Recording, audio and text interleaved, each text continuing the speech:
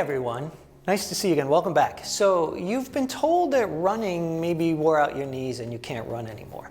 So that's interesting because if running actually wore out knees, we actually might not be here as a species because we were hunter-gatherers for thousands of years. And if those motions ran out our knee, we wouldn't be here. So now the question is, if running doesn't directly wear out the knees, what does? So welcome. Today on Going Deeper, we're going to talk about running and knee pain.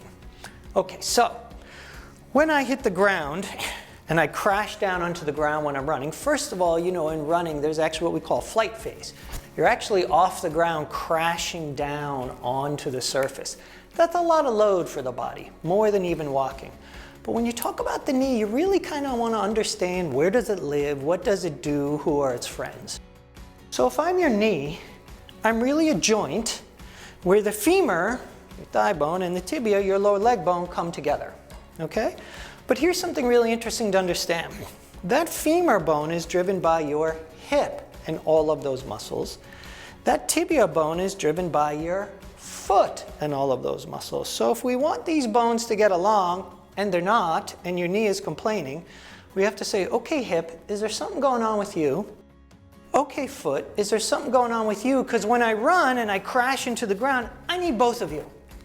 And the poor knee, who's caught in the middle with few places to hide, nowhere to go, may say, hey, listen, I know you're running and this is great. And as running, I'm the same activity you did as a child. I'm asking for all the same motions. I'm asking you to load and explode.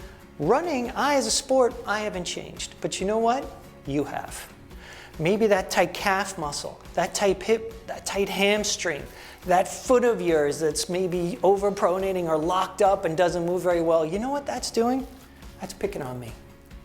Because I don't mind if one bone goes one way and the other bone goes the other way. But what I can't have is one bone moving and the other bone being still. That's going to wear me out. And now if you crash down on top of me, you're just adding more load. So what we want to think about, it's not running per se that we're out the knee, but running is going to ask for very specific motions to occur, lengthening of muscles, loading of muscles at the foot, at the lower leg, at the hip, at the glute, really up the whole chain. Also, when you run, you have to rotate, get through the abdominals and thoracic spine. If you have glitches somewhere there, well, guess who could pick up the extra motion? That's right, the knee.